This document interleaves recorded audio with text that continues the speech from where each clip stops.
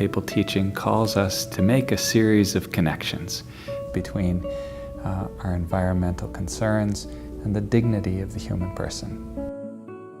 Concerned with the protection of the right of the human person from the time of conception to natural death.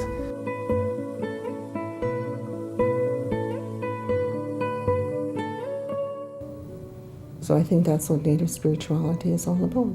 It's respecting, and we say that, you know, like if we respect others, we respect the animals, we respect the plants, and we respect ourselves, then we are respecting the Creator.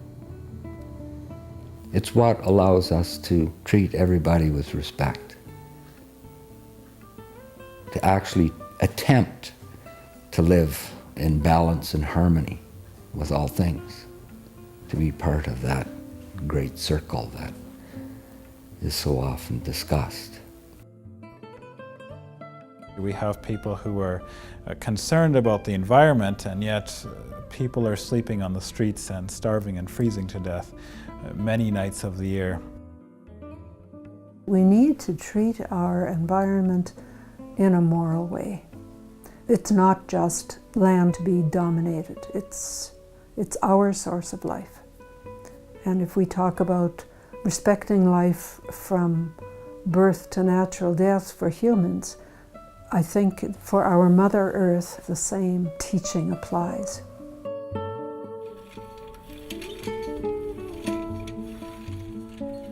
These things were ingrained in me from a young age because of the environment I grew up in, and we're so influenced by the environment that we're in, especially as children. We're like a sponge, we take everything up. With Pope Francis, he's trying to draw us back and say, you know, being a Christian is a way of life. You know, it's not just simply trying to, you know, say I have these values and those values, because values are a dime a dozen, okay? We have a way of life.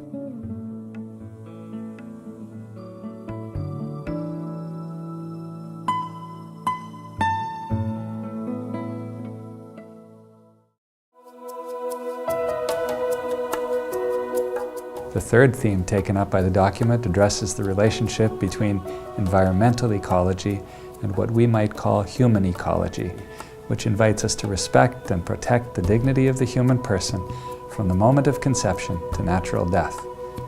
Our Catholic tradition calls us to do some lateral thinking, to make connections between our environmental concerns and other issues, from upholding the value of every human life to combating poverty, from promoting right relations with our Indigenous peoples to challenging the incredible amount of money we spend each year on armaments. Each of these affects the human person. They are intrinsically related, though we don't always see it. Working from a large vision keeps us from getting isolated in our particular projects and invites ongoing conversation between those heavily invested in environmental issues and those committed to other justice or life issues.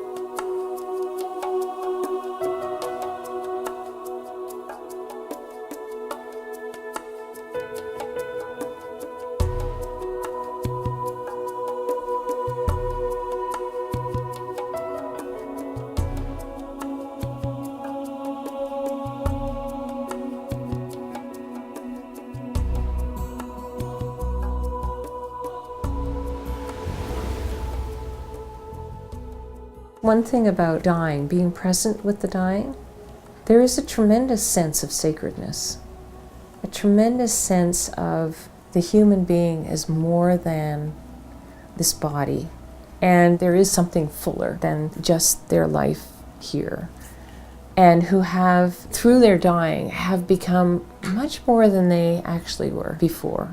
They are looking forward to meeting God, and that they are going to be welcomed. And so there's this sense, for me anyways, that is totally mystical, totally wonderful. And I think people who can sit with their loved ones as they're dying, they get a sense of that.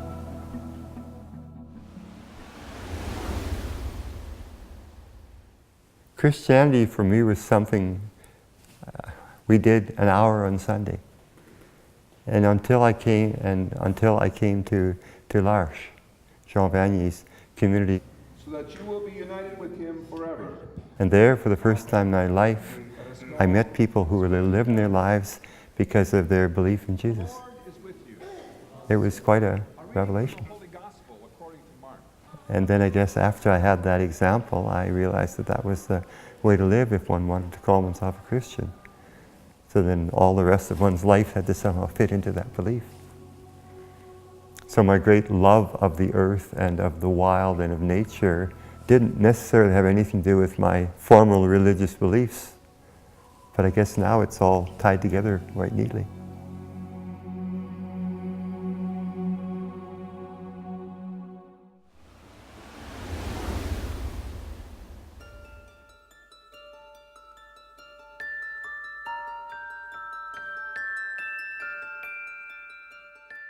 How did I get involved, really get deeply involved in activism in terms of the environment and that sort of thing? For me and my wife, it came through the natural family planning movement. My wife and I decided we're not going to use any contraceptives. And then some Quaker friends introduced us to natural family planning. And so we got into the natural family planning movement. And these same friends were also involved in the nuclear issue in northern Saskatchewan.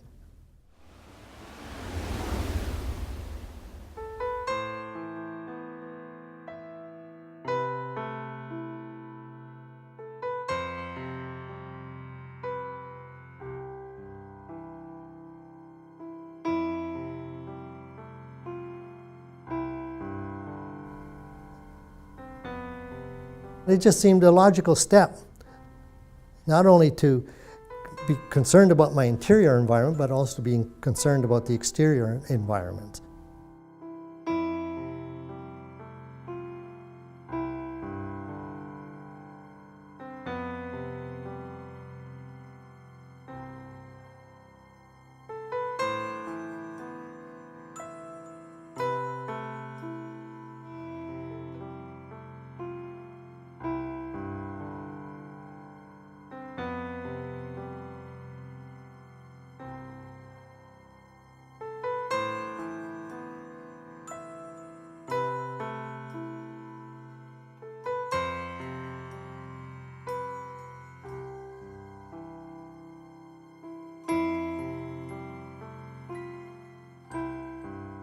We live in such isolated worlds today. We don't even understand how intimately we are connected in every aspect to that wondrous relation of God's miracle in creation. It's astounding. It's unfolding in every second, in every breath, in every moment, in every touch of sunlight on our face, the wind in the trees. Creation is there. The Trinity is there. God is there. We're called to live Christian lives, and I think these principles here are a way of grounding our life and with other people, interacting with nature. And unless we take them seriously, we do ourselves a great deal of harm. Clearly, we have to pick and choose the areas where we give our full attention, and we have to follow our passions in that regard.